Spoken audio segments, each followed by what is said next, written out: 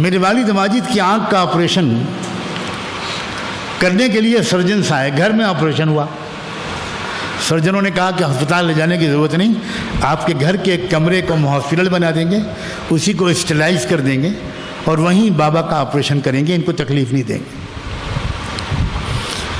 تو آپریشن کے لیے لے جانے سے پہلے والد صاحب نے کہا مجھے وضو کرا دو، تو وہ ڈاکٹر لوگ سب بیٹھے ہوئے تھے کرسی پر۔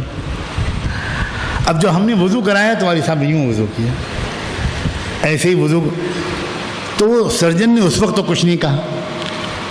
اس کے بعد آپریشن کے بعد فارغ ہو کے وہ بیٹھ گئے، 1-2 گھنٹے کے لیے رک گئے، تو مجھ سے کہا کہ یہ جو بابا نے ہاتھ دھویا، آپ نے ہاتھ دھلایا، یہ ایسے کر کے دھویا؟ ہم نے کہا ہم لوگ تو ہمیشہ ایسے کرتے ہیں۔ اس نے کہا آپ جانتے ہیں اس کی سائنٹیفک ریزننگ؟ آپ جانتے ہیں اس کے میڈیکل؟ میں نے کہا میں تو نہیں جانتا۔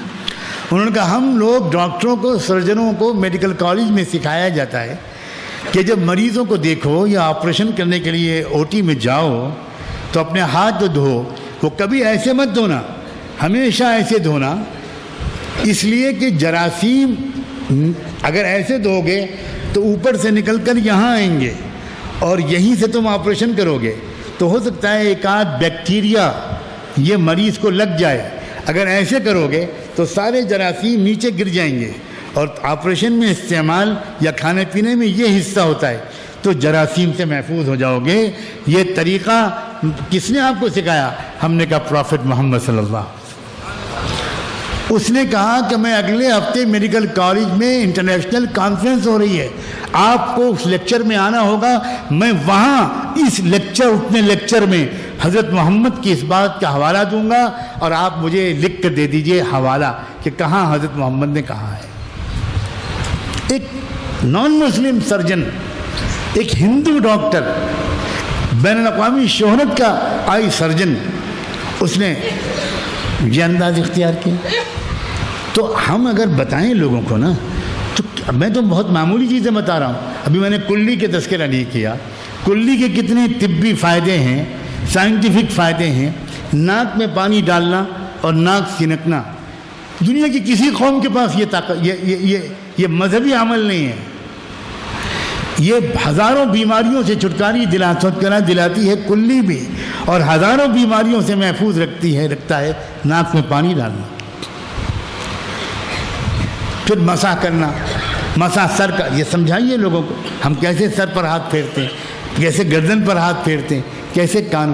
اب وہاں بھی اگر کوئی ڈاکٹر ہوگا نا، کوئی میڈیکل سائنس سے واقف آدمی ہوگا، وہ تو حیران رہ جائے گا کہ آپ یہ کیا کرتے ہیں دن رات، آپ کو پتہ ہے؟ میں نے آپ کو پچھلے 1-8 سال پہلے 2-3 بار یہ واقعہ سنایا کہ امریکہ میں ایک ایئرپورٹ پر ایک ڈاکٹر ندیم صاحب ہیں، وہ واش روم میں جو واش بیسن لگے ہوتے ہیں ان پر کھڑے ہوئے وضو کر رہے تھے۔ انہوں نے سنت کے مطابق گردن کا مسح کیا۔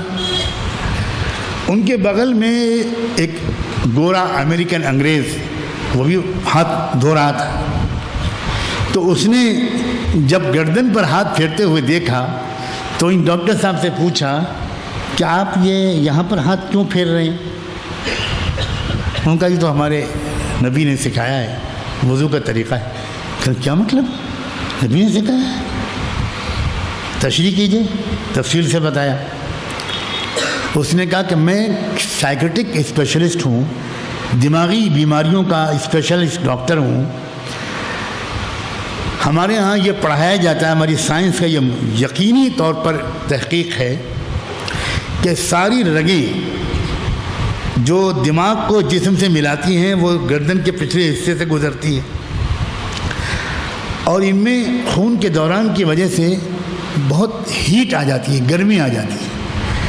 تو اس کا سب سے اچھا علاج یہ بتایا گیا کہ اگر کوئی شخص 24 گھنٹے میں 3 بار اپنے ہاتھ کو گیلا کر کے گردن پر پیچھے پھیر لے تو زندگی بھر اسے دماغی بیماری نہیں ہو۔